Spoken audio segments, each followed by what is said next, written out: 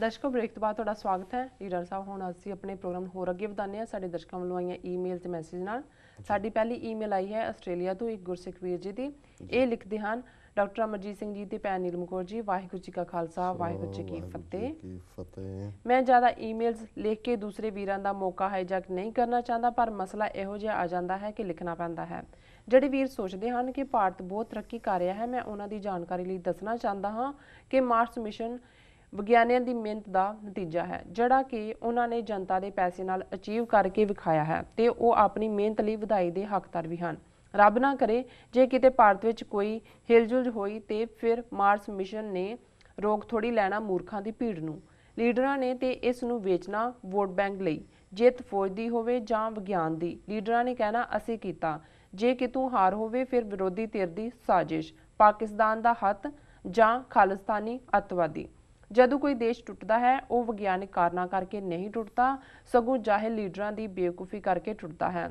ਭਾਵੇਂ ਲੀਡਰ ਰਾਜਸੀ ਹੋਣ ਜਾਂ ਧਰਮ ਦੇ ਠੇਕੇਦਾਰ। ਭਾਰਤ ਵਿੱਚ ਦਿਨੋਂ ਦਿਨ ਧਾਰਮਿਕ ਕੱਟੜਤਾ ਵੱਧ ਰਹੀ ਹੈ ਤੇ ਸਮਾਜ ਗਿਰਾਵਟ ਵੱਲ ਜਾ ਰਿਹਾ ਹੈ। ਸੋਸ਼ਲ ਡਿਕਲਾਈਨ ਤੇ ਰੇਸਿਜ਼ਮ ਦੇਸ਼ ਟੁੱਟਣ ਦੀ ਪਹਿਲੀ ਨਿਸ਼ਾਨੀ ਹੁੰਦੀ ਹੈ, ਪਰ ਮੂਰਖ ਲੀਡਰ ਇਸ ਤੇ ਕਾਬੂ ਪਾਉਣ ਦੀ ਥਾਂ ਤੇ ਉਲਟਾ ਹਵਾ ਦੇ ਰਹੇ ਹਨ। ਚੀਨ ਰੋਜ਼ ਸਰਹੱਦ ਦੇ ਅੰਦਰ ਆ ਕੇ ਇਹਨਾਂ ਦੀ ਬੇਇੱਜ਼ਤੀ ਕਰਕੇ ਜਾਂਦਾ ਹੈ, ਪਰ ਇਹ ਗੱਲ ਹੱਲ ਕੱਢਣ ਦੀ ਥਾਂ ਤੇ ਜਾਪਾਨ ਤੇ ਅਮਰੀਕਾ ਦੀ ਗੋਦੀ ਵਿੱਚ ਜਾ ਕੇ ਬੈਠ ਜਾਂਦੇ ਹਨ। ਜੇ ਇਹ ਅਜੇ ਤੱਕ ਚੀਨ ਦੀ ਡੋਰ ਨਹੀਂ ਰੋਕ ਸਕੇ ਤਾਂ ਕੱਲ ਨੂੰ ਚੀਨ ਨੂੰ ਕਿੱਥੋਂ ਰੋਕ ਲੈਣਗੇ। ਚੀਨੀ ਫੌਜੀ ਇਹਨਾਂ ਨੂੰ ਕਾਮੇਡੀ ਸ਼ੋਅ ਵਿੱਚੋਂ ਗਾਉਂਦਿਆਂ ਵਜਾਉਂਦਿਆਂ ਨੂੰ ਚੁੱਕਣਗੇ। ਜਿਸ ਕਿਸੇ ਨੇ ਵੀ ਦੇਸ਼ ਦਾ ਸੰਵਿਧਾਨ ਤਿਆਰ ਕੀਤਾ ਹੈ ਉਸ ਨੇ ਬਹੁਤ ਹੀ ਪ੍ਰੋਫੈਸ਼ਨਲ ਤੇ ਬ੍ਰਿਲੀਅੰਟ ਜੌਬ ਕੀਤੀ ਹੈ। ਸਾਰੇ ਰਾਜਾਂ ਨੂੰ ਜੋੜ ਕੇ ਇੱਕ ਕੇਂਦਰੀ ਸਰਕਾਰ ਦੇ ਥੱਲੇ ਰੱਖਿਆ ਹੈ, ਜਿਨ੍ਹਾਂ ਦੇ ਰੀਤੀ ਰਿਵਾਜ, ਭਾਸ਼ਾ, ਸੱਭਿਆਚਾਰ ਹਰ ਇੱਕ ਚੀਜ਼ ਵੱਖਰੀ ਹੈ। ਜੇ 29 ਕਿਸਮ ਦੇ ਆਂਡੇ ਇਕੱਠੇ ਕਰਕੇ ਇੱਕ ਕੁਕੜੀ ਥੱਲੇ ਪਾ ਦਈਏ ਤੇ ਚੂਚੇ ਭਰਾ ਤੇ ਨਹੀਂ ਨਾ ਬਣ ਸਕਦੇ, ਉੱਤੋਂ ਕੁਕੜੀ ਕਹੇ ਕਿ ਭਾਸ਼ਾ ਵੀ ਮੇਰੀ ਬੋਲੋ, ਜਿਵੇਂ ਇਹ ਸਾਰਿਆਂ ਤੇ ਹਿੰਦੀ ਥੋਪਦੇ ਹਨ। ਬਾਕੀ ਰਹੀ ਗੱਲ ਧਰਮ ਦੀ ਤਾਕਤ ਦੀ, ਉਹ ਵੀ ਇਹਨਾਂ ਨੇ 500 ਜਾਲੀ ਧਰਮ ਖੜਾ ਕਰਕੇ ਆਪ ਹੀ ਧਰਮ ਵੀ ਕਮਜ਼ੋਰ ਕਰ ਲਿਆ ਹੈ ਤੇ ਉੱਪਰੋਂ ਕਾਨੂੰਨ ਕਦੇ ਉੱਥੇ ਹੈ ਹੀ ਨਹੀਂ ਸੀ। ਜਿਹੜਾ ਚੋਰ ਹੈ ਉਹੀ ਪੁਲਿਸ ਵਾਲਾ ਹੈ, ਜਿਹੜਾ ਲੁਟੇਰਾ ਹੈ ਉਹੀ ਨੇਤਾ ਹੈ, ਜਿਸ ਦਾ ਆਪਣਾ ਖਾਤਾ ਸਵਿਸ ਬੈਂਕ ਵਿੱਚ ਹੈ ਉਹੀ ਵਾਪਸ ਲਿਆਉਣ ਦਾ ਬਿਆਨ ਦਿੰਦਾ ਹੈ। ਜਿਹੜਾ ਡਰੱਗ ਡੀਲਰ ਹੈ ਉਹੀ ਕਹਿੰਦਾ ਨਸ਼ੇ ਖਤਮ ਕਰਾਂਗੇ, ਜਿਹੜਾ ਕਾਤਲ ਹੈ ਉਹੀ ਕਹਿੰਦਾ ਹੈ ਇਨਸਾਫ ਹੋਣਾ ਚਾਹੀਦਾ ਹੈ।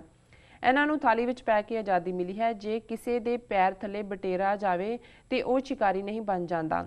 ਗੋਰੇ ਨੇ ਬੜਾ ਸੋਚ ਸਮਝ ਕੇ ਨਹਿਰੂ ਨੂੰ ਪਾਵਰ ਟ੍ਰਾਂਸਫਰ ਕੀਤੀ ਸੀ, ਕਿਉਂਕਿ ਉਹਨਾਂ ਨੂੰ ਪਤਾ ਸੀ ਕਿ ਜੇ ਬਾਂਦਰ ਹੱਥ ਬੰਦੂਕ ਦੇਵਾਂਗੇ ਤਾਂ ਉਹ ਆਪਣਿਆਂ ਤੇ ਹੀ ਚਲਾਏਗਾ। ਜਦੋਂ ਮੈਂ ਭਾਰਤੀ ਡੈਮੋਕ੍ਰੈਟਿਕ ਸਿਸਟਮ ਨੂੰ ਸਟੱਡੀ ਕੀਤਾ ਤੇ ਸਿਰ ਫੜ ਕੇ ਬੈਠ ਗਿਆ ਸੀ।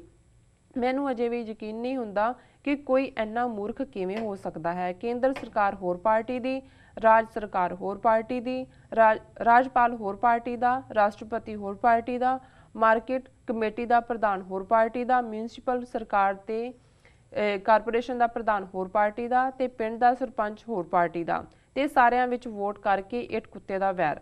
IPS ਤੇ PCS ਅਧਿਕਾਰੀ ਕੇਂਦਰ ਸਰਕਾਰ ਦੇ, ਡੈਮੋਕ੍ਰੇਸੀ ਰਾਜ ਸਰਕਾਰ ਦੀ ਆਪਣੀ, ਉੱਪਰੋਂ ਇਹਨਾਂ ਦੀ ਤਨਖਾਹ ਤੇ ਪੈਨਸ਼ਨ ਦਾ ਬੋਝ ਜਨਤਾ ਦੇ ਟੈਕਸ ਨਾਲ ਪੂਰਾ ਹੋਣਾ। ਕਿਸੇ ਵੀ ਨੇਤਾ ਦੀ ਇੰਨੀ ਅਕਲ ਕੰਮ ਨਹੀਂ ਕਰਦੀ ਤੇ ਸਾਡੇ ਨਾਲ ਇਵੇਂ ਕਿਉਂ ਹੋ ਰਿਹਾ ਹੈ। ਭੋਲੀ ਜਨਤਾ ਵਿਚਾਰੀ ਨੂੰ ਕੀ ਪਤਾ ਕਿ ਉਹ ਆਪਣੀ ਜੇਬ ਵਿੱਚੋਂ ਪੈਸੇ ਦੇ ਕੇ 5 ਸਾਲ ਲਈ ਮੌਤ ਸਿਰ ਤੇ ਚੁੱਕੀ ਫਿਰਦੇ ਰਹਿੰਦੇ ਨੇ। ਮੈਨੂੰ ਭਾਰਤ ਤੇ ਪਾਕਿਸਤਾਨ ਦੇ ਲੋਕਾਂ ਤੇ ਬਹੁਤ ਹੀ ਤਰਸ ਆਉਂਦਾ ਹੈ। ਉਹਨਾਂ ਨੂੰ ਪਤਾ ਹੀ ਨਹੀਂ ਉਹਨਾਂ ਨਾਲ ਕੀ ਹੋ ਰਿਹਾ ਹੈ ਤੇ ਕਿਉਂ ਹੋ ਰਿਹਾ ਹੈ, ਕਿਉਂਕਿ ਦੋਨਾਂ ਦੇਸ਼ਾਂ ਕੋਲ ਸੇਮ ਡੈਮੋਕ੍ਰੈਟਿਕ ਸਿਸਟਮ ਹੈ। ਸਿੱਖ ਭਾਵੇਂ ਕੁਛ ਵੀ ਨਾ ਕਰਨ, ਫਿਰ ਵੀ ਭਾਰਤ ਨੇ ਕਿਸੇ ਦਿਨ ਇੰਜ ਖਿਲਰਨਾ ਜਿਵੇਂ ਤੇਜ਼ ਹਨੇਰੇ ਵਿੱਚ ਤੂੜੀ ਦੀ ਪੰਡ ਖਿਲਰਦੀ ਹੈ। ਭਾਰਤ ਦਾ ਸਭ ਤੋਂ ਵੱਡਾ ਦੁਸ਼ਮਣ ਨੇਤਾ ਜੀ ਦੇ ਦੋਹਾਂ ਕੰਨਾਂ ਦੇ ਵਿਚਕਾਰ ਹੈ।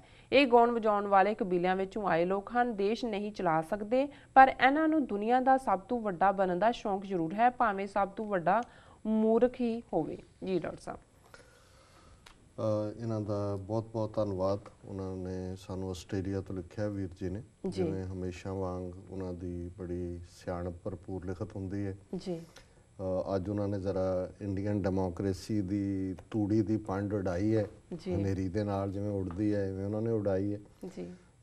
ਕਿਉਂਕਿ ਕਾਫੀ ਸਪਸ਼ਟ ਨੇ ਨੁਕਤੇ, ਸੋ ਮੈਂ ਉਹਨਾਂ ਦੇ ਉੱਤੇ ਵਕਤ ਨਹੀਂ ਲਾਵਾਂਗਾ। ਉਹਨਾਂ ਨੇ ਭਾਰਤ ਦੀ ਤਰੱਕੀ ਦੀ ਗੱਲ ਕਰਦਿਆਂ ਵਿਗਿਆਨ ਔਰ ਸੋਸ਼ਲ ਸਟਰਕਚਰ ਦੀ ਗੱਲ ਕੀਤੀ ਕਿ ਦੇਸ਼ ਨਾ ਹੀ ਵਿਗਿਆਨ ਨਾਲ ਜਿਹੜਾ ਹੈ ਉਹ ਸਟੇਬਲ ਨਹੀਂ ਰਹਿੰਦੇ, ਜਾਂ ਤੁਸੀਂ ਜੇ ਵਿਗਿਆਨ ਦੀ ਤਰੱਕੀ ਦੇ ਨਾਲ ਹੀ ਕਿਸੇ ਗੱਲ ਨੂੰ ਜੋੜ ਕੇ ਦੇਖੋ ਕਹੋ ਜੀ ਉਹ ਦੇਸ਼ ਨੂੰ ਇਕੱਠਾ ਰੱਖ ਲਏਗਾ, ਫਿਰ ਤਾਂ ਸੋਵੀਅਤ ਯੂਨੀਅਨ ਵਰਗੀ ਤਾਕਤ ਜਿਹਨੇ ਸਭ ਤੋਂ ਪਹਿਲਾਂ ਪੁਲਾੜ ਦੇ ਵਿੱਚ ਬੰਦਾ ਭੇਜਿਆ ਸੀ ਯੂਰੀ ਗਾਗਰਿਨ, ਔਰ ਅਮਰੀਕਾ ਔਰ ਸੋਵੀਅਤ ਯੂਨੀਅਨ ਦੀ ਹੋੜ ਲੱਗੀ ਹੁੰਦੀ ਸੀ ਵੀ ਕਿਹੜੀ ਕਾਰਡ ਉਹਨੇ ਕੱਢੀ ਹੈ, ਕਿਹੜੀ ਕਾਰਡ ਇਹਨੇ ਕੱਢੀ ਹੈ, ਪਰ ਅਲਟੀਮੇਟਲੀ ਉਹ ਸੋਵੀਅਤ ਯੂਨੀਅਨ 15 ਦੇਸ਼ਾਂ ਦੇ ਵਿੱਚ ਟੁੱਟਿਆ, ਉਹ ਇਕੱਠਾ ਨਹੀਂ ਰਹਿ ਸਕਿਆ। ਸੋ ਬਿਲਕੁਲ ਉਹਨਾਂ ਨੇ ਠੀਕ ਕਿਹਾ ਕਿ ਵੀ ਜਿਹੜੇ ਮੂਰਖਾਂ ਦੀ ਭੀੜ ਔਰ ਬਿਲਕੁਲ ਜਿਹੜੇ ਲੋਕ ਮੁੱਢਲੀਆਂ ਸਹੂਲਤਾਂ ਤੋਂ ਵੀ ਵਾਂਝੇ ਹੁੰਦੇ ਨੇ, ਅਲਟੀਮੇਟਲੀ ਉਹ ਤਾਂ ਫਿਰ ਜਿੱਧਰ ਉਹਨਾਂ ਦਾ ਜ਼ੋਰ ਪੈਂਦਾ ਹੈ ਉਹ ਤੋੜ ਪਾਣੀ ਕਰ ਸਕਦੇ ਨੇ, ਉਸ ਨੂੰ ਬਣਾ ਨਹੀਂ ਸਕਦੇ ਕਿਸੇ ਵੀ ਚੀਜ਼ ਨੂੰ ਜੀ।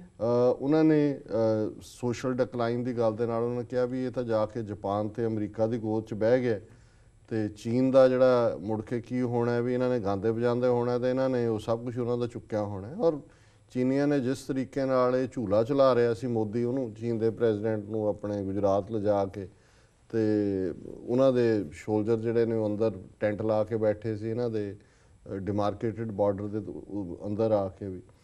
ਔਰ ਫਿਰ ਉਹਨਾਂ ਨੇ ਜਿਹੜਾ ਅੱਛਾ ਫਰੇਜ਼ ਯੂਜ਼ ਕੀਤਾ ਹੈ ਕੁਕੜੀ ਦੇ ਆਂਡੇ, 29 ਸਟੇਟਾਂ ਨੇ ਉਹਨਾਂ ਕਿਹਾ ਜੀ 29 ਕੁਕੜੀ ਦੇ ਆਂਡੇ ਰੱਖ ਦਿਓ, ਭਾਵੇਂ ਅੱਡ ਅੱਡ, ਪਹਿਲਾਂ ਕਿਸੇ ਕੁਕੜੀ ਨੇ ਦਿੱਤਾ, ਕੋਈ ਕਿਸੇ ਨੇ ਇੱਕ ਦੇ ਰੱਖਤਾ ਹੈ, ਉਹ 'ਚੋਂ ਨਿਆਣੇ ਨਿਕਲੇ, ਭਰਾ ਤਾਂ ਨਹੀਂ ਬਣ ਜਾਂਦੇ, ਪਰ ਚਲੋ ਉਸ ਤੋਂ ਬਾਅਦ ਉਹਨਾਂ ਨੇ ਕਿਹਾ ਕਿ ਫਿਰ ਉਹ ਜਿਹੜੀ ਕੁਕੜੀ ਆ ਉਹਨਾਂ ਨੂੰ ਕਹਿੰਦੇ ਵੀ ਮੇਰੀ ਬੋਲੀ ਬੋਲੋ, ਜਿਵੇਂ ਹਿੰਦੀ ਜ਼ਬਾਨ ਥੋਪੀ ਹੈ।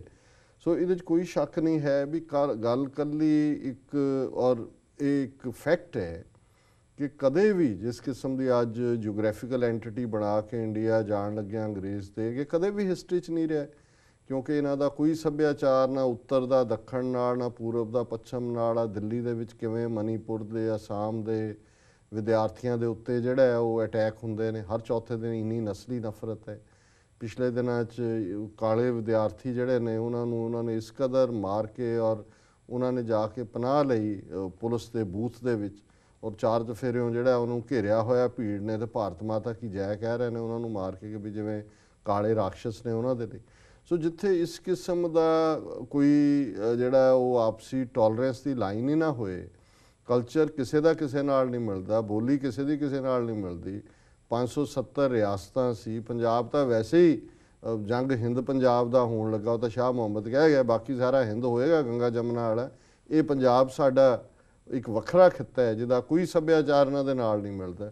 ਸੋ ਹੁਣ ਉਹ ਆਂਡੇ ਤਾਂ ਆ ਗਏ ਕੁਕੜੀ ਦੇ ਥੱਲੇ, ਔਰ ਜਿਹੜੀ ਇਹਨਾਂ ਦੀ ਲੜਾਈ ਹੈ ਉਹ ਪੰਜਾਬ ਦੇ ਸਿੱਖਾਂ ਨਾਲ ਹੋਏ, ਕਸ਼ਮੀਰੀਆਂ ਨਾਲ ਹੋਏ, ਨਾਗਿਆਂ ਜਾਂ ਅਸਾਮੀਆਂ ਦੇ ਉੱਤੇ ਜ਼ੁਲਮ ਹੋਣ, ਉਹੀ ਨੇ ਕਿ ਸਾਡੀ ਬੋਲੀ ਬੋਲੋ ਜੀ। ਬੋਲੀ ਇਹ ਹੈ ਕਿ ਵੀ ਮੰਨ ਲਓ ਕਿ ਵੀ ਹੁਣ ਇਹ ਤੁਹਾਡਾ ਦੇਸ਼ ਹੈ ਜੀ, ਔਰ ਅਖੰਡ ਭਾਰਤ, ਏਕਤਾ ਅਖੰਡਤਾ, ਹੋਰ ਕੀ ਮੰਤਰ ਨੇ ਇਹਨਾਂ ਦੇ, ਇਹੀ ਨੇ। ਸੋ ਉਹਨਾਂ ਨੇ ਬਿਲਕੁਲ ਠੀਕ ਕਿਹਾ ਕਿ ਵੀ ਇੱਥੇ ਤਾਂ ਸਾਰਾ ਕੁਛ ਹੀ ਜਿਹੜਾ ਹੈ ਉਹ ਚੋਰ ਹੀ ਨੇਤਾ ਨੇ, ਭਾਵੇਂ ਨੇਤਾ ਹੋਣ, ਪੁਲਿਸ ਹੋਏ, ਬਿਊਰੋਕਰੇਸੀ ਹੋਏ।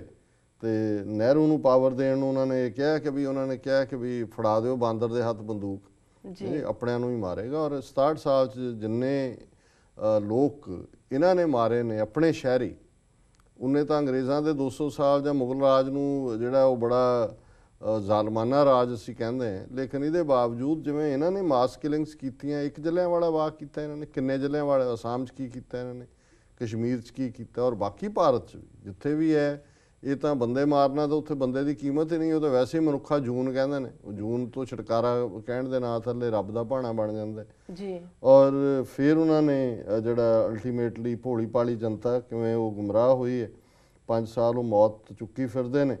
ਔਰ ਇਨ ਦਾ ਐਂਡ ਆਫ ਦਾ ਡੇ ਵੀ ਇਹ ਜਿਹੜੇ ਜਿੰਨੀ ਬਿਊਰੋਕਰੇਸੀ ਹੈ ਸਟੇਟਾਂ ਦੇ ਵਿੱਚ, ਸਭ ਡਿਫਰੈਂਸ਼ੀਏਸ਼ਨ ਹੈ, ਚੀਫ ਮਿਨਿਸਟਰ ਕਿਸੇ ਪਾਰਟੀ ਦਾ, ਗਵਰਨਰ ਜਿਹਦੀ ਦਿੱਲੀ ਸਰਕਾਰ ਹੁੰਦੀ ਉਹ ਲਾਇਆ ਜਾਂਦਾ ਹੈ, ਜਿਹੜੇ ਸਰਪੰਚ ਨੇ ਉਹ ਡਿਫਰੈਂਟ ਸਿਸਟਮ ਦੇ ਨਾਲ ਆਉਂਦੇ ਨੇ।